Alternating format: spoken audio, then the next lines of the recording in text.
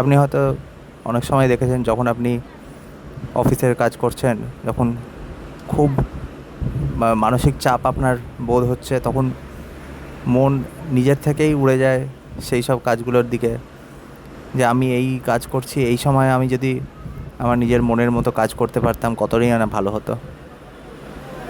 আবার ঠিক একই রকমভাবে যখন আপনি আপনার নিজের মনের মতো কাজ করছেন, আপনার অবসর সময় কাটাচ্ছেন, সেই সময় আপনার মনের ভেতর হয়তো কিছু একটা অপরাধ বোধ বা গিল্টি ফিলিং কাজ করছে, যে এই যে আমি এখন এই আমার নিজের মনের মতো কাজ করছি, কিন্তু আমার অনেক কাজ, আমার অফিসের কাজ অনেক কিছু পড়ে রয়েছে, সেই সবগুলো আমি আমি অবহেলা করে এইটা করছি। আমাকে পরে হয়তো আমি যেই ডেডলাইন আমি মিট না করতে পারি, তাহলে আমার কি হবে?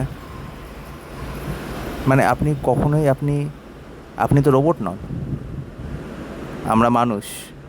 মানুষের মন তো আর ওরকমভাবে একটা কম্পিউটারের ড্রাইভের মতো পার্টিশন করে দেওয়া যায় না, যে এই পার্টিশনে শুধু এইটুকু ডেটা থাকবে আর ওই পার্টিশনে ওই ডেটা থাকবে, দুটো ডেটার মধ্যে কোনো সংমিশ্রণ হবে না। কিন্তু সেটা প্র্যাকটিক্যাল নয়। সেই জন্য ওয়ার্ক লাইফ ব্যালেন্সও খুব একটা আমাদের, মানে আমরা আমরা সেটা কার্যকর করে উঠতে পারি না। তো তাহলে সমাধান কী?